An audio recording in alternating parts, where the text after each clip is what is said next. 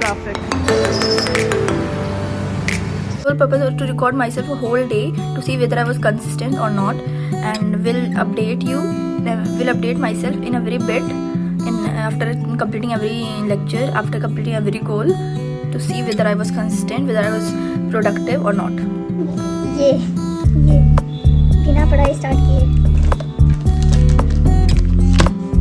यहाँ से आगे सबसे पहले 10 बजे से 12 बजे जूलॉजी, फिर केमिस्ट्री, फिर रेस्ट, फिर फिजिक्स, फिर रेस्ट, फिर जूलॉजी की 12 क्लास एक आधी चैप्टर, और फिर 7 से 8 डिनर, और फिर 8 से 10 फिर से केमिस्ट्री की डीपीपी, क्योंकि मैंने यहाँ केमिस्ट्री के लेक्चर नोट्स लिए मिलेंगे, लेक्चर नोट्स यहाँ पर डीपीपी करेंगे, उसमें टाइम लगेगा। 10 से 12 रिवीजन जो भी आज पढ़ा है, लेट्स सी कितना हो पता है। तो या अब 10 बज गए हैं और हम जा रहे हैं 10 से 12 वाला जूलॉजी का लेक्चर लेने।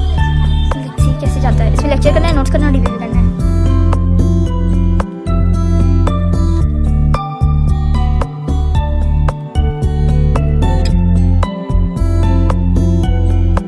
मैंने जूलॉजी के नोट्स बना लिए हैं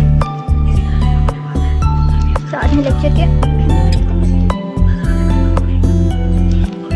तो डीपीपी मेरी हो गई है, टाइम हो रहा है 12:02 और टोटल 15 क्वेश्चन से 14 करेक्ट है, 1 इनकरेक्ट है और सब सही है।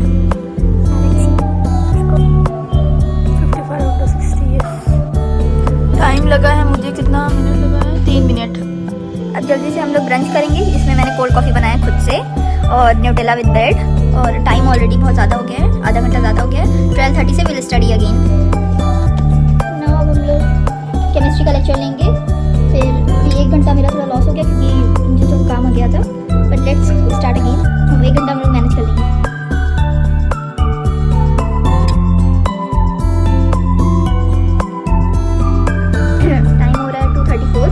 केमिस्ट्री का लेक्चर हो गया है, बन गई है। सर ने बहुत ही बेसिक, मैंने पहला लेक्चर लिया सब बेसिक कंसेप्ट का, बहुत ही बेसिक सर ने पढ़ाया एटम मॉलिक्यूल ये सब, तो बस 2 ही पेज में आ गया है। ये मेरा हो गया है केमिस्ट्री लेक्चर प्लस नोट्स हो गया है, और ये रेस्ट थोड़ा मैंने डिस्टर्ब हो गया था तो मेरा वही अभी 2:35 ही हो रहा है, तो इसका भी हो गया समझिए। हमें 2:30 फिजिक्स का लेक्चर लेना है, नोट्स बनानी है, ये कर लेते हैं। फिर रेस्ट करेंगे, फिर जूलॉजी क्लास 12 करेंगे, फिर डिनर, फिर फिजिक्स और केमिस्ट्री की जो डीपीपी यहाँ केमिस्ट्री की फिजिक्स की बची वो करेंगे, और 10 से 12 रिवीजन करेंगे जो आज जूलॉजी और केमिस्ट्री और फिजिक्स में कराए गए हैं। सो या मेरा फिजिक्स का लेक्चर हो गया है पूरे, मुझे आई थिंक 1 hour 30 minutes लगे हैं। 30 क्योंकि मैंने 3:30 पे स्टार्ट किया था और अभी 5 हो रहे हैं, तो 1 hour 30 minutes लगे हैं। और जो है पूरे मैंने नोट्स बना लिए हैं।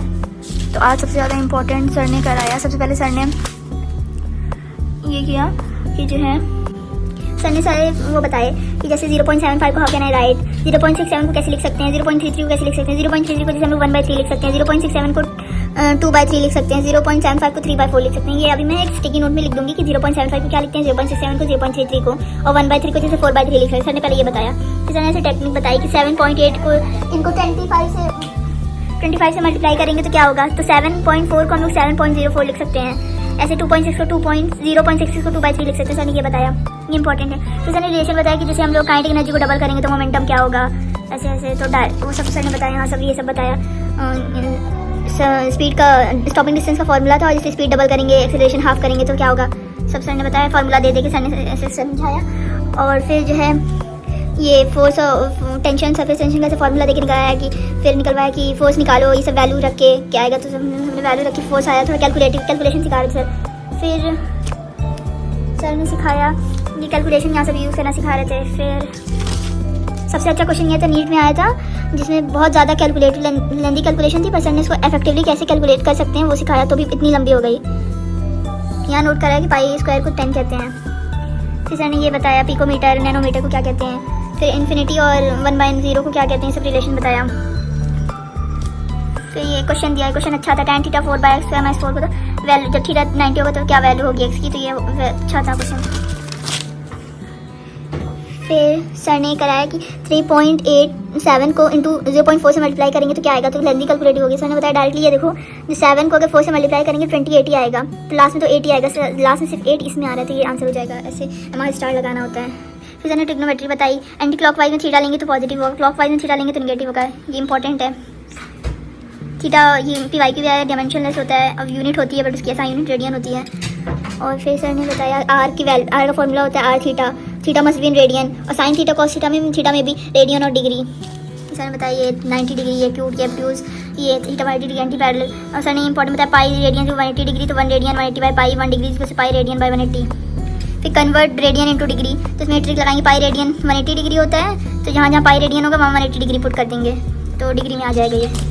सर ने यहाँ बताया डिग्री को रेडियन में कन्वर्ट करना, तो उससे मल्टीप्लाई कर देंगे और डिवाइड कर देंगे 180 से। जैसे 45 डिग्री है तो मल्टीप्लाई और डिवाइड बाई 180, तो 180 को जो होगा उसको पाई रेडियन लिख देंगे, तो ऐसे सॉल्व हो जाएगा। फिर लास्ट में थोड़ा सा ट्रिग्नोमेट्री रेशियो बताया, साइन थीटा क्या होता है, कॉस थीटा क्या होता है, टैन थीटा क्या होता है।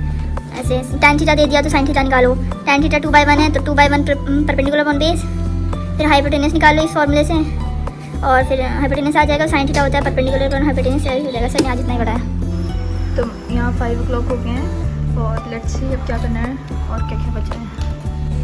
तो मेरे हो गए हैं ये 230 to 430 physics lecture plus notes हो गए हैं।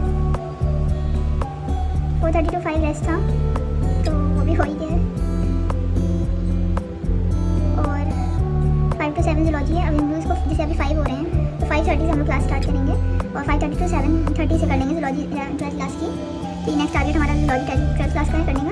एक चैप्टर में फर्स्ट चैप्टर जूलॉजी का पढ़ूंगी, फिर 7 to 8 डिनर में उसको एडजस्ट कर लेंगे, फिर डीपीपी करेंगे, फिर रिवीजन। टेक अ ब्रेक और हम चाय लेंगे, थोड़ा रेस्ट हो जाएगा हम लोग का, फिर हम लोग 6 o'clock से पढ़ाई करेंगे। यहाँ मैं वॉक करते हुए, बिकॉज शाम की वॉक इज़ ऑल्सो इम्पॉर्टेंट चाय पीने के बाद। मी थिंकिंग ओवर है, काश हमारा भी ऐसा जीवन होता। फिर टाइम हो रहा है 7:15। मैं 5 पे मैंने फिजिक्स का लेक्चर और नोट्स सब ख़त्म किया था। उसके बाद मैंने 5 to 7 कुछ नहीं पढ़ा, मैंने चाय पी और मैंने वॉक किया, और अब मैं जा रही हूँ पढ़ने। जो 7 से 8 वाला ब्रेक था मेरा, मैं उसमें पढ़ूंगी, फिर और आगे एक्सटेंड करूँगी। लेट्स सी कहाँ तक जाते हैं। 7 to 8 मेरा डिनर का टाइम था, अब 7:15 हो ही रहे हैं, तो अब इसको इंक्लूड नहीं करते। 5 to 7 मैंने कुछ पढ़ा नहीं है, तो अब मैं उसकी जगह ये 7 to 8 और 8 to फिर 9 मैं जूलॉजी करूँगी 12th क्लास की, फिर 9 to 11 फिजिक्स केमिस्ट्री की डीपीपी करूँगी, और 11 to 1 रिवीजन ऑफ टुडे करूँगी। ओके लेट्स सी।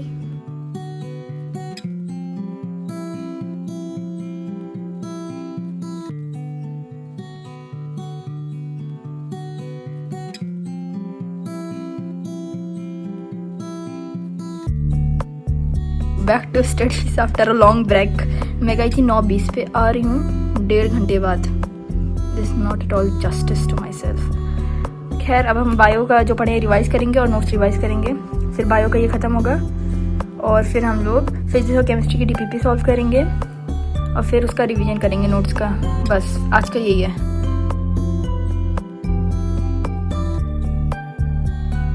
तो टाइम हो रहा है 11:18, और मेरा बायो का रिवीजन, एनसीईआरटी नोट्स और सारे जो मैंने इसी के नोट्स लगाए थे उस सब का रिवीजन मैंने कर लिया अच्छे से। अब मैं जा रही हूँ फिजिक्स और केमिस्ट्री की डीपीपी सॉल्व करने। I am so much tired but let's solve DPPs, that's important. तो अभी 11:19 में, लेट्स सी कितना टाइम लगता है। क्वेश्चन अच्छा है, यहाँ हाइपोटेनस सॉल्व करना है और परपेंडिकुलर भी क्वेश्चन में दिया गया है, तो मैं सोची कैसे करूँगा, नहीं हो रहा था। मैंने सॉल्यूशन देखा तो उसमें परपेंडिकुलर 5 दिया हुआ था, और यहाँ क्वेश्चन में थीटा स्मॉल, तो थीटा स्मॉल होगा, तो अगर हम ऐसे लिखेंगे tan theta is equals to होगा परपेंडिकुलर 5 अगर दिया है तो 5/3, और जब थीटा स्मॉल है तो tan theta is equals 5/3, theta हो जाएगा 5/3। हमको हाइपोटेनस निकालना है तो हम लोग साइन थीटा लिखेंगे परपेंडिकुलर अपॉन हाइपोटेनस, जो कि होगा परपेंडिकुलर 5 है, हाइपोटेनस नहीं पता, और हमें पता है साइन थीटा जब थीटा स्मॉल होता है तो थीटा हो जाता है। तो थीटा हमारा यहाँ से अभी क्या निकला है, थीटा यहाँ से निकला है 5/3, तो ये हो जाएगा theta is equals 5/3 is equal perpendicular upon hypotenuse. 5/3 is equals perpendicular 5 है, हाइपोटेनस 5 कर देगा, हाइपोटेनस 3 आ जाएगा। इसका आंसर ये होगा 3 फर्स्ट। तो इसमें परपेंडिकुलर दिया नहीं था क्वेश्चन में, तो हमने आंसर चेक किया उसमें था, तो इस वजह से मेरा गलत हो गया और मेरा सब सही है। Let's sum the DPP. Score मेरा 1 वही कटा है, क्वेश्चन गलत हुआ, और टाइम हुआ है 9 मिनट लग गया है, क्योंकि उस 3 मिनट उसको हम सोचने में लग गया था मेरा।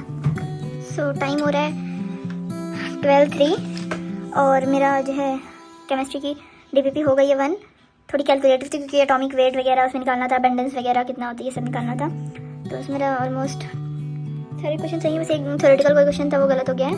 लेट मी शो यू ये वाला, ये gas are highly compressible because I thought कि molecular force of attraction very weak होता है, इससे कंप्रेस हो जाती है। इसमें था separation between molecules very large, शायद आगे पढ़ें, मुझे याद भी नहीं था। तो लेट्स सी अब सबमिट करते हैं, कितना टाइम, थोड़ा मुझे ज़्यादा टाइम लगा है।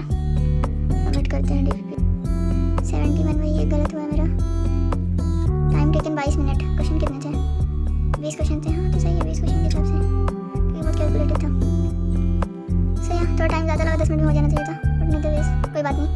अब हम लोग थोड़ा सा रिवीजन करेंगे। हालत मेरी बहुत ख़राब हो रही है, कुछ करने का मन नहीं कर रहा है।